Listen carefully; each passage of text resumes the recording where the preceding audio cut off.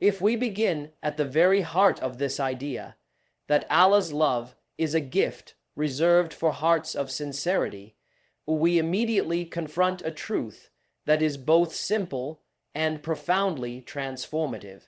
Allah does not measure love by the size of our actions, by the volume of our words, or even by the outward perfection of our rituals. Rather, Allah sees the heart. He sees the hidden chambers of intention, the quiet corners of our inner world where no one else can look. And it is in these private spaces, often neglected or ignored, that love is earned, not through show, not through recognition, but through the sincere purity of our motives. Consider for a moment the way our psychology works. We often act publicly to be seen, to impress, to gain approval from others. Yet Allah's love is immune to such performances. It cannot be bought with applause, nor earned by prideful display. True sincerity, or IKHL a Macron letter 1, E63, strips away all pretense. It demands that we act as if no one is watching, not for fame, not for praise, but solely because we recognize the presence of the one who knows every thought, every hesitation, every hidden struggle. This is not mere ritual compliance. It is a complete orientation of the soul toward the divine. What makes sincerity so powerful is that it aligns our inner world with our outer life. Psychologists have long observed that humans experience cognitive dissonance, the tension that arises when what we say and what we feel are out of sync. When we live sincerely, when our hearts and our actions are unified in purpose, we experience a profound inner peace. This is no accident. Allah's love is a reflection of that harmony. When we purify our intentions and act with authenticity, we create within ourselves a vessel capable of receiving divine love. But sincerity is not merely about avoiding hypocrisy. It is about cultivating awareness. It is the mindfulness that our actions matter because Allah sees them, that our thoughts matter because they shape our character, and that our choices, however small, are the seeds from which our spiritual reality grows. A smile offered to a stranger, a prayer whispered in solitude, a restraint exercised in a moment of temptation, these may appear insignificant to the world, but when performed with true IKHL a Macron letter 1, E63, they resonate in a realm beyond the visible, a realm where Allah's love flows freely to those who earn it through purity of heart. And here is a crucial point. Sincerity is not static. It is dynamic, requiring continuous reflection and correction. We must ask ourselves daily, even hourly, why we act, why we speak, why we pray. Is it for recognition, for comfort, for security? Or is it because we desire to please the one who knows us better than we know ourselves? This reflection is the crucible in which sincerity is forged. Without it, the heart becomes hardened, the soul distracted, and the very acts that could draw Allah's love may instead pass unnoticed. So, as we reflect on this, we recognize that the pathway to being beloved to Allah begins within. It begins not in grand gestures, but in quiet moments of truth. It begins in the honest acknowledgement of our weaknesses, the humble submission to His wisdom, and the mindful alignment of our intentions with His pleasure. When we cultivate sincerity in thought, word, and deed, we are not only moving closer to Allah's love, but we are transforming ourselves into the kind of human beings capable of sustaining it. Let us, therefore, commit to examining our hearts with courage and honesty. Let us seek the purity of intention, the depth of reflection, and the unwavering dedication to act solely for Allah's pleasure. Because in the end, it is not the applause of the world that matters, but the quiet recognition in our hearts that we have acted sincerely, and in that, Allah's love finds its way to us. When we speak of Allah loving those who constantly turn back to Him, we are touching upon a principle that is both profoundly spiritual and deeply psychological. Too often, we imagine that being beloved to Allah requires perfection, that we must live without error, without weakness, without failure. But the reality is far more beautiful and far more human. Allah's love is drawn to the heart that humbly acknowledges its own fragility and repeatedly returns to Him in sincerity. This turning back, this act of tawbah, is not a sign of weakness. It is a sign of awareness, courage, and intimate connection with the divine. Think about it. Human life is a constant cycle of mistakes and corrections. We are born with impulses, desires, and limitations, and inevitably we err. Yet the one who is beloved to Allah is not the one who pretends to be perfect or hides their shortcomings. It is the one who recognizes them, who is aware of their inner missteps, and who approaches Allah with honesty, humility, and hope. There is a profound psychological truth here. Growth does not come from denial, it comes from acknowledgement. And the one who acknowledges their need for Allah is the one who opens their heart to His love. This turning back is not a one-time act. It is continuous. Every day, every hour, even every moment, there is an opportunity to reflect, to seek forgiveness, and to reorient oneself toward what is right.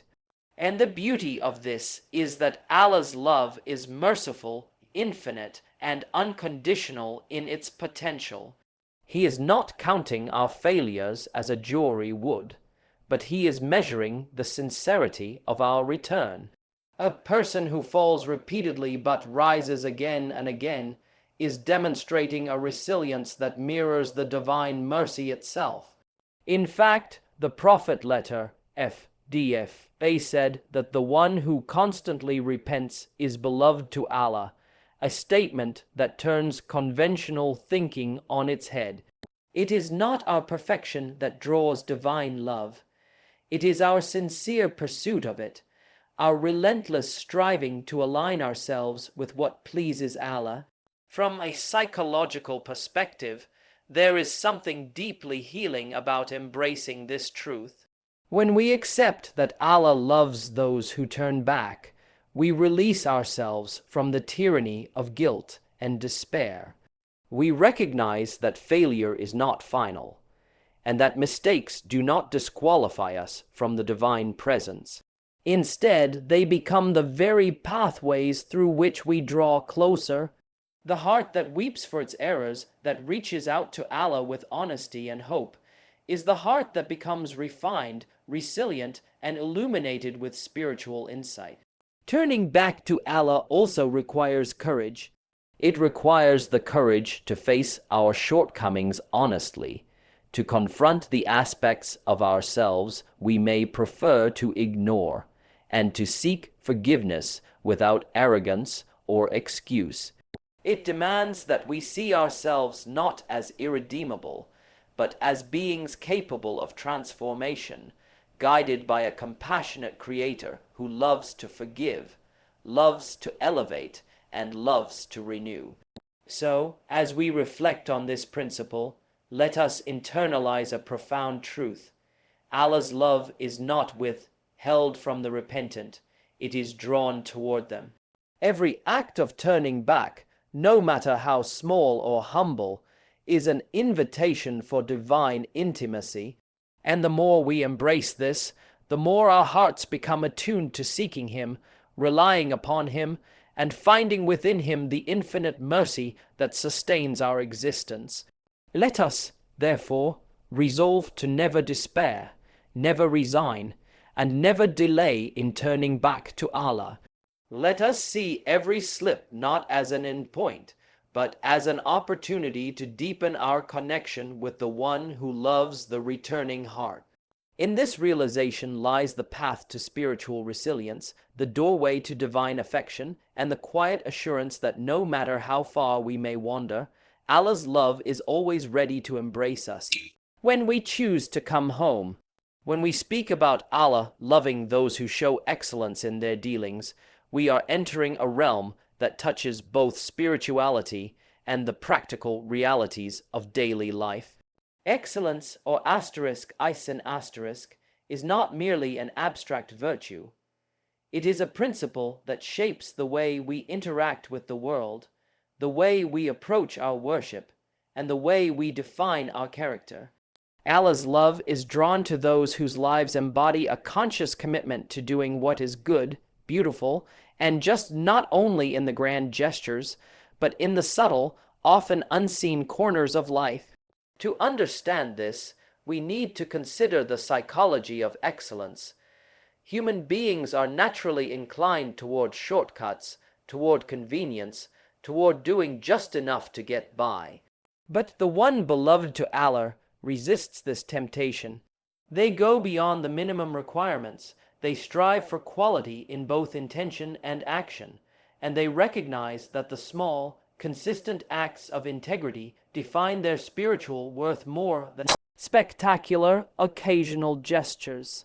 Excellence is about bringing mindfulness and moral consciousness into everything we do, whether in our prayers, in our speech, in our relationships, or even in the way we carry out the simplest tasks. What makes this pursuit of excellence so transformative is that it creates alignment between the inner and outer self. Psychologists describe this as congruence. When our internal values match our external behaviors, we experience authenticity, inner peace, and clarity of purpose. Allah's love, in a profound sense, follows this same principle. The one whose actions reflect a sincere desire to do right, whose conduct is shaped by integrity and compassion, becomes a living reflection of divine ethics. Their character resonates beyond themselves. It influences their environment, uplifts others, and turns the ordinary into a source of blessing. Excellence in dealings is not restricted to grand gestures of charity or acts of ritual devotion. It is found in how a parent speaks to a child, in how a friend keeps a promise, in how a merchant conducts business honestly, in how a student respects knowledge. Each of these seemingly mundane actions becomes a vehicle through which the love of Allah is cultivated and manifested. The beloved to Allah recognizes that every act carries weight and significance when performed with attention, care, and sincerity. It is in these daily choices that spiritual refinement takes root. Moreover, excellence requires consistency and patience. It demands that we resist the lure of complacency, the temptation of shortcuts, and the subtle rationalizations that justify mediocrity. It requires that we maintain integrity even when unseen, that we uphold standards when unobserved, and that we pursue good not for recognition, but because it is intrinsically right and pleasing to Allah. This is a profound act of discipline, both moral and psychological, and it is precisely this discipline that draws divine favor. Excellence also nurtures a sense of responsibility. When we strive for Ihsan, we recognize that our lives are not isolated.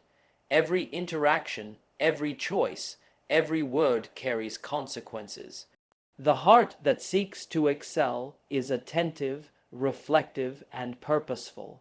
It seeks to heal, to uplift, and to serve, not out of obligation, but out of genuine awareness of the moral and spiritual weight of human life. So, as we reflect on this, we must ask ourselves, are our lives marked by this pursuit of excellence, or have we settled for convenience, for mediocrity, for what is easy? Allah's love is drawn to the one who continually seeks to align intention with action, who brings mindfulness, care, and beauty into every aspect of existence. Let us strive, therefore, not merely to do, but to do well, not merely to act, but to act with excellence. In this conscious striving lies the secret to a heart beloved to Allah, a life that radiates goodness, and a soul that is elevated in the sight of the most merciful. When we reflect on the hearts that Allah loves, one of the most striking qualities we encounter is restraint, the ability to control anger and to subdue the ego.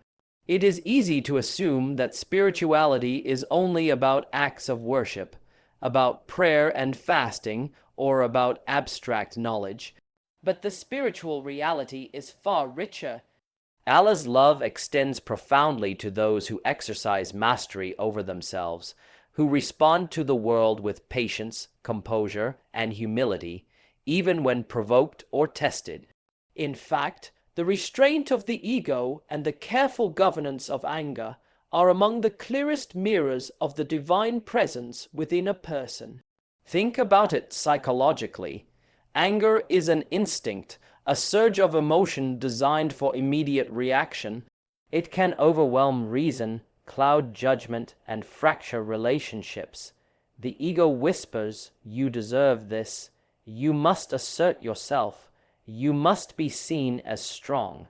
Yet the one beloved to Allah does not blindly follow this impulse. They pause, they reflect. They measure the consequences of their response, not only externally, but internally, in the subtle shaping of their character. This self-control is not weakness, it is strength.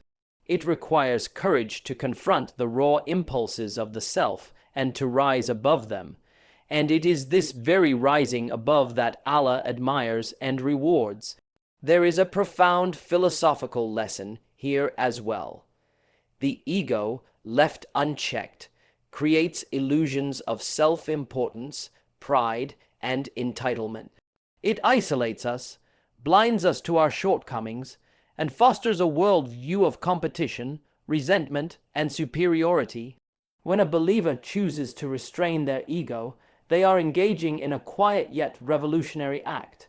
They are dismantling the barriers that prevent love, mercy, and humility from flourishing in heart. They are choosing principle over emotion, mercy over vengeance, and conscience over pride.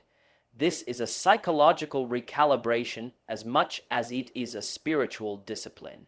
The more one subdues the ego, the more one becomes capable of sincere connection with Allah, with others, and with oneself. Anger, in particular, can be a destructive force if left unchecked. It drives decisions, strains relationships, and diminishes spiritual sensitivity. But when it is controlled, it becomes an opportunity for growth. The individual learns patience, empathy, and forbearance.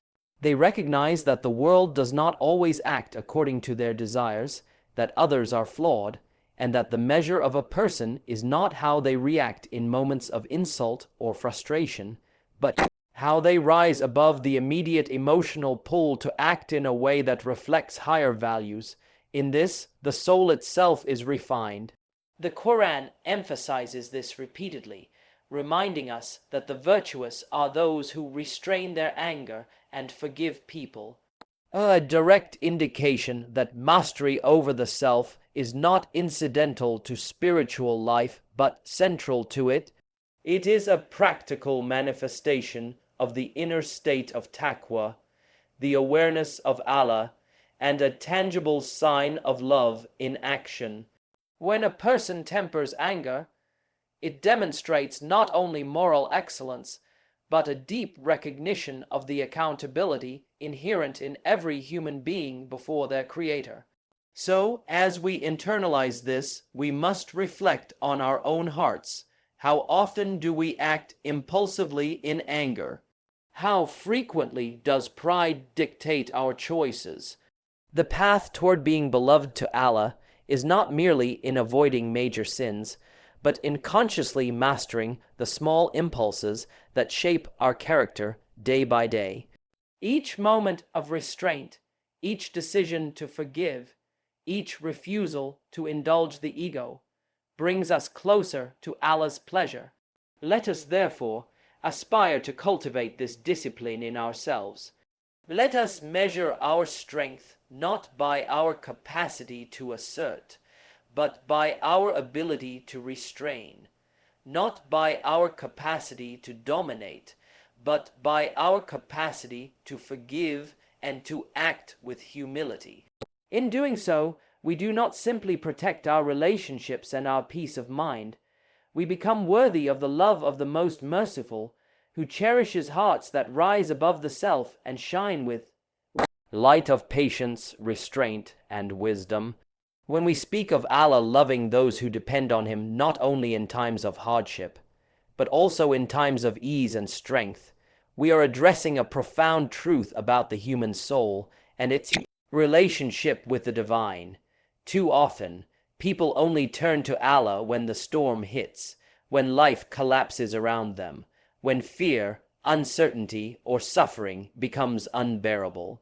This is natural. Hardship awakens the heart, but Allah's love is reserved for those whose consciousness of Him is not conditional, whose hearts are not reactive but consistent, who recognize that reliance on Allah or tawakkul is not merely a lifeline in crises, but a posture of life. Psychologically, this reflects a deep level of spiritual maturity.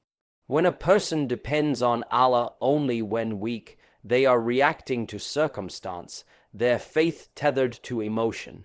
But the believer beloved to Allah cultivates a state of constant reliance, an awareness that even in stability, the source of all strength is the one they turn to.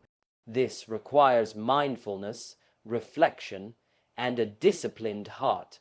It is easy to trust when we fear, but it is far more significant to trust when life seems smooth, when worldly comforts lull the soul into forgetfulness. This is where true love from Allah is cultivated, not in response to desperation, but in the quiet constancy of acknowledgement, gratitude, and reliance in all conditions. There is a psychological elegance to this principle. Human beings are wired to trust what they see, to rely on what they can measure and control.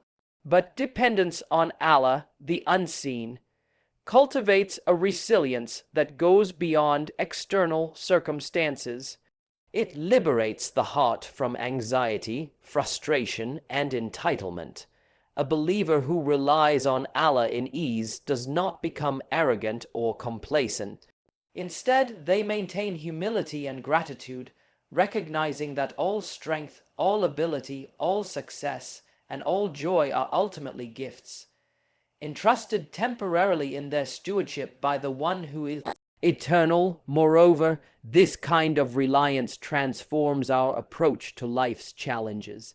When a person has consistently placed trust in Allah, when dependence is habitual and sincere, hardship does not shatter them. Instead, it becomes a moment of deepened connection, a test that reinforces rather than diminishes their faith. Their hearts are trained not to despair in difficulty, nor to forget in comfort. They carry an inner equilibrium that is invisible to the world, but profoundly evident to the divine. It is a psychological and spiritual armor developed through constant recognition of Allah's presence in all circumstances. Reliance in strength also shapes behavior outwardly. It tempers pride, reduces anxiety-driven decisions, and nurtures ethical consistency. A believer who trusts Allah in moments of ease is less likely to be greedy, less likely to exploit opportunities for personal gain at the expense of others, and more likely to act with wisdom, patience, and foresight. Their moral compass is steady, guided by the awareness that their strength is not self-originated, but a gift and responsibility. This is why Allah loves such hearts, because they embody integrity, humility, and a conscious connection to their Creator in both high and low moments. So, as we reflect on this, we must ask ourselves, are we turning to Allah only when we need help, or are we acknowledging Him in every moment of life? Do we maintain consciousness of His presence in comfort, or do we forget and rely solely on our own abilities? The path to being beloved by Allah is not just in desperation, but in the cultivation of constant reliance, in the alignment of our hearts with Him through both ease and difficulty. Let us, therefore, commit to nurturing this awareness, to making reliance on Allah a daily habit that shapes our thoughts, emotions, and actions. In doing so, we align ourselves with the rhythm of divine love, developing a resilience, humility, and inner peace that is beloved to the most merciful, who cherishes hearts that remember Him in every moment, not only in adversity, but in the fullness of life itself. When we speak about Allah loving those who serve His creation quietly and consistently, we are touching upon a dimension of spirituality that is often overlooked, yet profoundly significant. It is easy to think that acts of devotion must be grand, visible, and recognized to matter. Yet Allah's love is drawn not to the spectacle, but to the sincerity behind the act. It flows toward the heart that gives, comforts, and uplifts without seeking acknowledgement or applause. These hidden acts of goodness carry a weight far greater than the world can measure, because they are performed purely for the sake of pleasing the Creator. Psychologically, this speaks to the formation of character and the cultivation of integrity. Human beings are naturally motivated by recognition and reward, and it is easy to let our good deeds become tainted by pride or desire for validation. But the one beloved to Allah masters this instinct. They give without expecting, help without announcing, and serve without counting. This is not weakness, nor is it passivity. It is a conscious choice, a disciplined alignment of intention and action, where the act itself becomes an expression of inner purity. The heart becomes the measure of the deed, and the divine sees and rewards what the eyes of the world cannot. Consider the subtlety of this principle. A smile offered to a stranger, a word of encouragement whispered to someone in despair, a meal shared without fanfare, these small, quiet acts, performed consistently, create ripples of goodness that extend far beyond what we can perceive, and the person who cultivates this consistency is not simply performing acts of service. They are shaping their soul. They are training themselves to live in alignment with the divine will, to value others genuinely, and to recognize the intrinsic dignity and worth of every human being. In doing so, they become vessels of mercy, patience, and love, qualities that are deeply beloved to Allah. From a philosophical perspective, this quiet service also reflects a profound understanding of the transient nature of life. The beloved to Allah does not perform deeds for fame, legacy, or worldly recognition, because they understand that the world is fleeting, that applause is temporary, and that real reward lies in unseen. Their actions are measured not by immediate impact, but by fidelity to principle, by alignment with what is good, right, and just. This gives their life coherence, depth, and spiritual integrity, because every act becomes an intentional reflection of inner virtue. Consistency is key here. It is not enough to perform a grand gesture once or occasionally. The beloved of Allah demonstrates regularity, small but sustained efforts that manifest a life of devotion and service. This continuous practice, often unnoticed by others, is what transforms a deed into a habit into a character, and a character into a source of divine love.